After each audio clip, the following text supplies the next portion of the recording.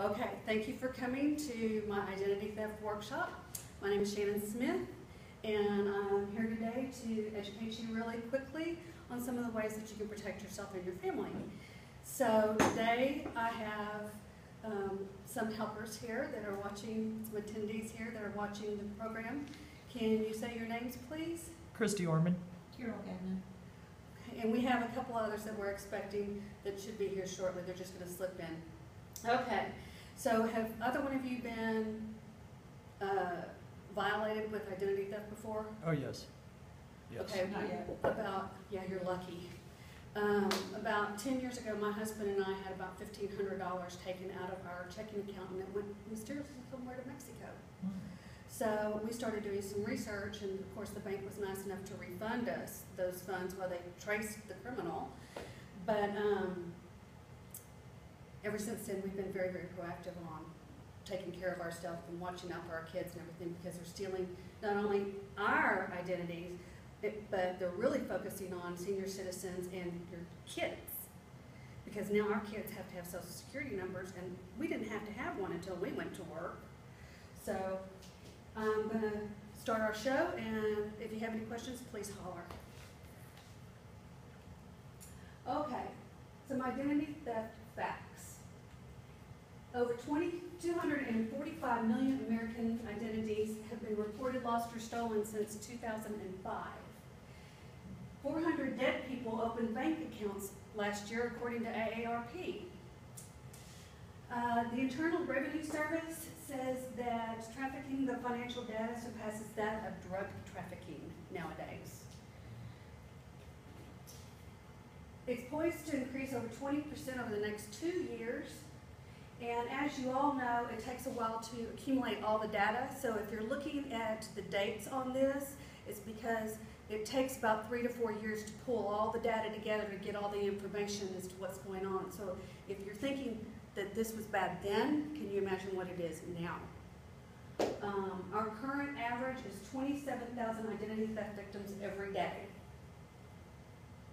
The average cost charged on identity theft is almost $93,000, and it takes about 600 or more hours to correct the problem. That is, if you do it yourself. There are several different types of identity theft. You're guilty, even though you didn't do it, until you get proven innocent. That's just the way this works.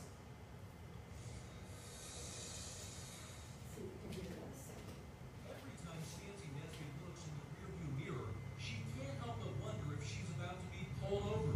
Everybody needs to put themselves in my shoes and know that this could happen to them. A 30-year-old single mom with 4 kids who holds 2 jobs working as a nurse's assistant, life was hard enough before her problems with police. It's made it really hard for me to smile and be the normal person that I felt like I was at first. It started 4 years ago when Stancy was pulled over for speeding in the Bay Area. She admitted going too fast, but couldn't understand why she was being arrested. I ended up going to jail that day. They didn't believe anything I was saying. It turned out Stancy had a warrant for her arrest. The police databases showed she'd been busted for cocaine possession here in San Francisco's seedy Tenderloin district back in 1999, but that she never showed up for court appearances. Stancy had to spend 3 days in jail. The problem, she was innocent. Police later confirmed it when her fingerprints didn't match the real suspect who had used Stancy's name. I've had nightmares about this. She says police told her they'd fix the problem, but 2 months later, Stancy was arrested again, this time at her home in Berkeley. Once again, she says when the officers discovered the error, they told her they'd help her clear her name. But 3 months later, Stancy was arrested again in yet another jurisdiction. And it didn't end there. From 2002 to 2004, Stancy was arrested or detained 7 times by 5 police departments. In one instance, hauled off right in front of her children. The kids were crying, and basically they ended up, throwing me on the ground and sticking their knees in my back. I don't know about y'all, but I can't even possibly imagine something like that happening in front of my kids. It would just devastate me. And to make matters worse, one of the things that she was arrested for was not showing up to court. Well, she never got the notices because the notices were never sent to her because her identity was stolen. They were sent to whoever stole her identity. So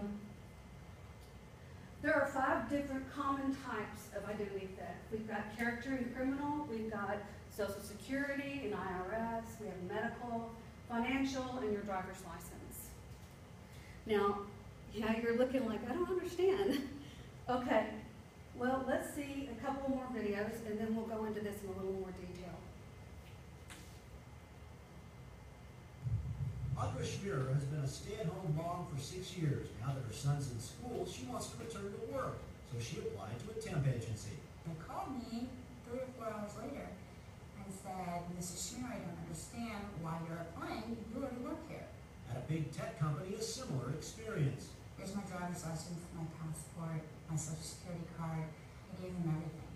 And she said, well, really, how can you actually prove you're you? What if those people have the same documentation you do? Schmier has discovered more than 200 illegal aliens throughout the United States are doing jobs Americans supposedly won't do by using her social security number. They work in fast food chains, cosmetic companies, even receive dividends from Microsoft. I started to gather all this information and really found out how extreme the situation was. It's scary. Her ordeal began last year with a bill from the IRS for nearly $16,000 in back taxes for a job in Texas. She lives in Dublin, California. My husband was actually quite upset. He asked me when I had ever been to Texas. She tracked down the illegal alien whose phony tax return triggered the IRS bill. He told her he bought her social security number and a fake green card at this Texas flea market. I don't understand how Trader's Village. illegal aliens can come across here and commit a felony. Identity theft is a felony. And be excused from that felony to continue living your life when I cannot live my life. By January, Schmier faced a $1 million IRS bill. She was temporarily detained by customs returning from a foreign business trip with her husband, and her Social Security account now shows a 0 balance, erasing 14 years of work before her marriage. Social Security right now sends me to IRS. IRS sends me to Social Security. Every now and then they'll send me to the FTC, whom I have a case with. No one wants to do anything about it. Right now, I have nowhere to go. Schmier spends several hours a day trying to clear her name. The IRS has canceled her bill, but Social Security won't give her a new number. She says all 35 employers she's contacted have refused to take action against the workers using her number. It's cheap labor, and they don't care. Neither do most senators. John Ensign brought Schmier's case to their attention, and they still approved Social Security benefits for illegal aliens using stolen identities. The crime of identity theft and Social Security fraud are not victimless crimes. The victims of these crimes are American citizens and legal immigrants. Casey Lyons, CNN, Dublin, California. Now, the sad part about this is all the years that she worked that she actually did accumulate her Social Security hasn't given her the right to those funds because they won't issue her a new Social Security card.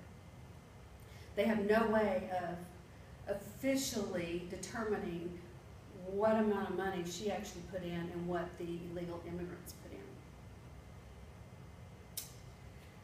So, like I said, there's 5 types.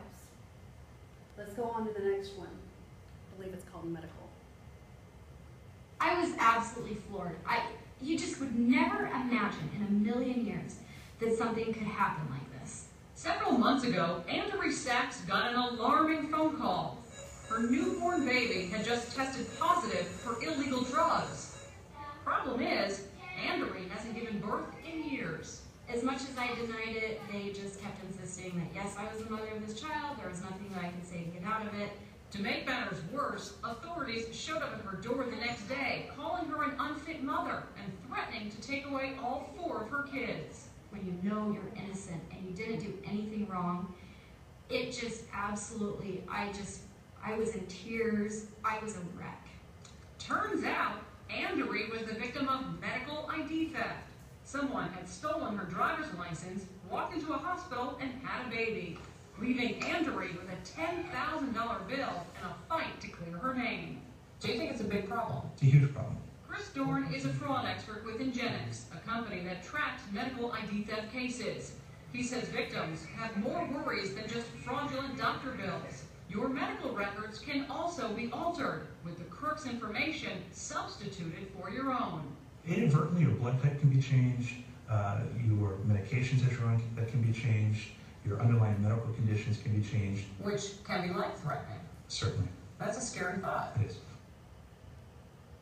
So what we're recommending is on the medical, if you're going in for a surgical treatment and they start asking you the questions that they normally ask you, like, is your blood type this or that, if they don't ask you those questions, you need to verify that what they're reading on that chart is your information and that your blood type is correct, otherwise you'll die.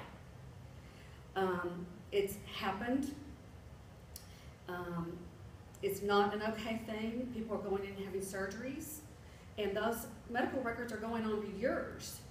And I wouldn't even be surprised if people were getting their insurance filed and bills were being paid that you didn't know about nowadays, because nobody is diligent about actually tracking every single medical thing that goes through on their medical insurance. Unfortunately, Americans, we're all very, very busy, and we don't take the time to really allocate to look at everything, our credit card bills, our medical, everything. So we've got the criminal and the character, and you've seen that, where someone has stolen the lady's ID, and she was hauled off to jail several times in front of her kids. Then you've got the employment, where they can take your IRS, Social Security number, or whatever, and get a job in your name. You got the medical fraud, where they can go in and take your whole life away from you if you're not careful. Now, you know about the financial, where they can come in and they take your credit card number or steal your ID and use your credit card and all that kind of stuff. I'm going to show you a way to help protect you on that. And of course, the typical driver's license, where, you know, the kids always change their date of birth or whatever so that they can go in and get alcohol